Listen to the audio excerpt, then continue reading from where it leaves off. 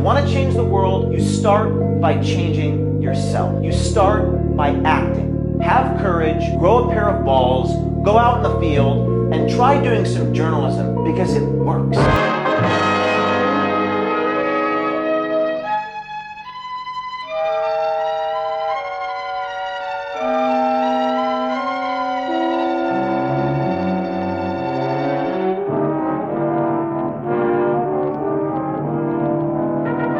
And if we have to exit, we'll have to sign a very specific non-disclosure agreement, I'm assuming, that Julie can sign off on as witness, and we just, probably as long as my media company is engaging with her as a whistleblower, I can't really engage with you.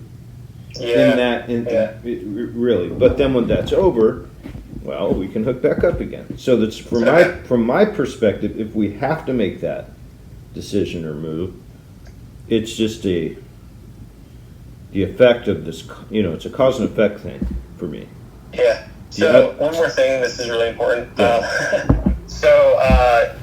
Yesterday I became aware of that post that Leslie Kelly made about me a revenge porn with Stacey Burke. And so once I found out about it yesterday, I was out driving with my brother-in-law trying to find a car. But I stopped and I called Garland Shreves, who I met because I was volunteering for his state senate campaign last year, and he's the chief of staff for the Pinal County Attorney's Office. And I told him what I mailed in, and he said, "We're aware of that image. It's not Sheriff Mark Lamb; it's someone else. But send it in." And so they're aware. So they're aware of that image that's been circulating. I guess it's circulated. Well, I have no knowledge that it's been circulated. The only knowledge I have of this stuff with Sheriff Lamb is what Stacey Burke disclosed to me in the last 24, 48 hours, over a couple of conversations. And she actually very specifically last night asked me, if I thought that her disseminating those photographs would get her in criminal trouble. And I said, well, how did you disseminate them? And she says, well, I gave a copy of them to a reporter off the record with no intention of publishing. I said, was this a reputable? I go, is this a reputable reporter? Is this from a, is this a real reporter? She's like, yes. I'm like, okay. I go, what else did you do? She goes, that's pretty much it. I go, oh, okay. So I told her, just hearing that to me was like, well, if you had revenge porn and you were to say, leak them to a pseudonym or leak them through a publication, that's malicious. But to just put them to a reporter to say, hey, I've got this, don't publish it, but here you go, that's just leaving breadcrumbs as a journalist. It's how I see that. Yeah, and there's some, it's intent to harm, harass, intimidate, threaten, or coerce. So harm in the legal definition here, I'm looking at the law. Harm means physical injury, financial injury, or serious emotional distress. Well, anything can fit under serious emotional distress, though. So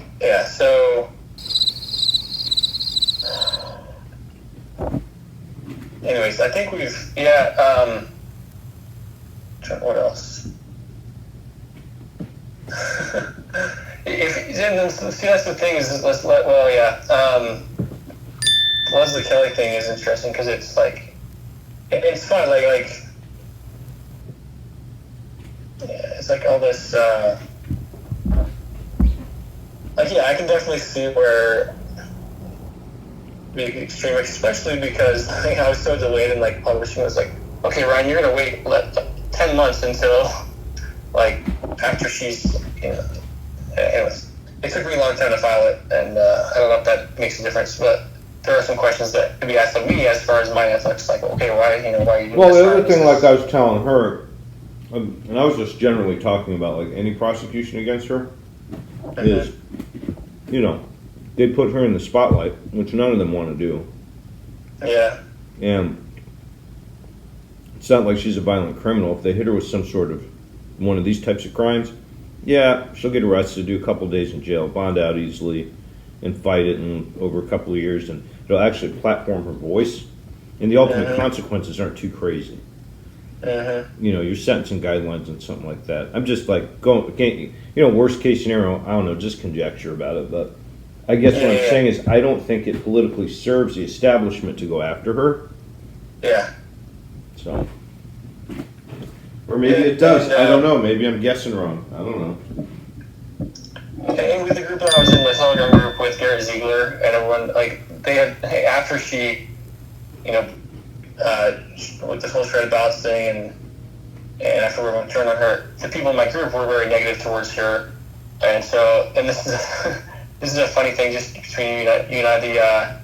Gary Ziegler was called her, said she should start a company called Pussy Wire LLC because she records everything everyone says.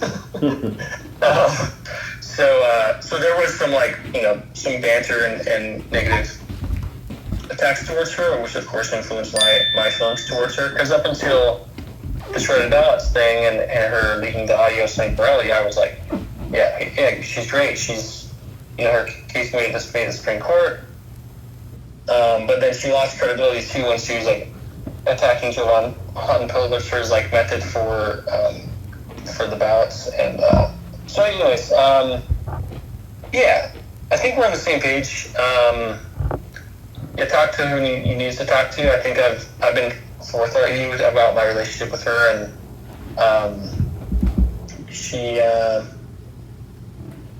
So I just didn't realize it was like that. There's that much animus between the two of you. You know. I mean, I haven't really had any like shouting matches with her, but like back in like April, I think March or April, I blocked her on my phone and my Signal. Not that she was like talking to me a whole lot, and she talked to Matt Van Berber a whole lot more than myself. But no, I mean, I would say like the animus was just because there was some negative like people in my Telegram group, the Korean group, where some of them were negative, including Gary Ziegler, towards her. But it was just kind of like that. Like locker room talk, just kind of like banter.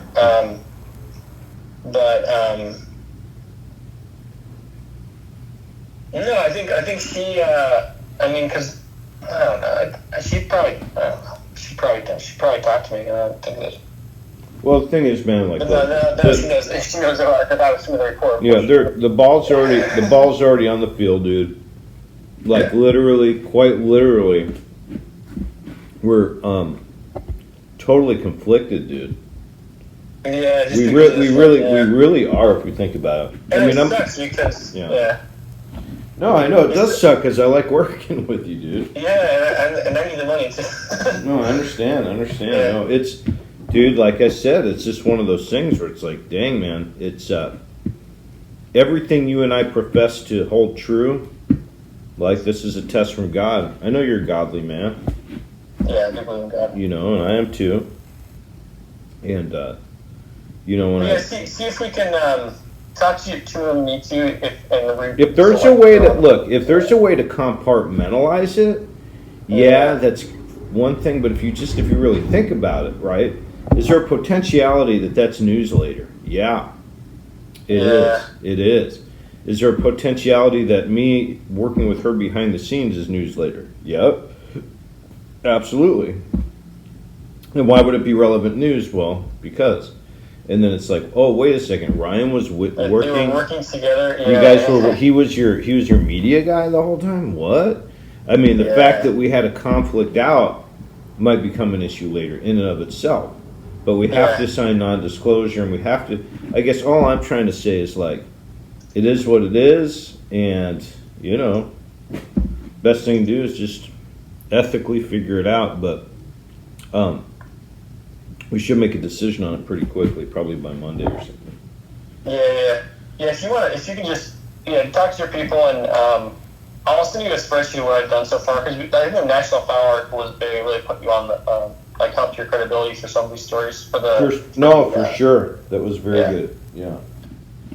So if you want to talk to people, if you want to pay me out, this next week, and then but we can always talk if there's a way around it. Okay, but. Yeah, if there's a way around it, fair enough. Fair enough. Yeah, and then the other thing is, we would have to figure out the financial exit, right? Because Yeah. you've got the override, but then it didn't get fully matured, but then you're entitled to something. So I, of course, want to make sure that you're taken care of and that you exit financially where it's ethical and you feel treated fairly, but while I'm also Yeah. being a good fiduciary to the monies. So, so we'll figure that piece out too. I'm very fair with that shit. But anyways, Cool. yeah, dude. Well, I'm glad we talked through it anyhow. So Yeah, no. No, honestly, this has been a really good business relationship. You're great communicating, and you've done some good work. So I think we will continue to do work. This will just be a little blip. So yeah, no, it's a temporary thing anyway, and it's just again handling it the correct way. So, all right, dude, I'll circle back with you tomorrow on it, and we'll figure it out and go from there. So, okay, sounds good. thanks, man. All right, thanks.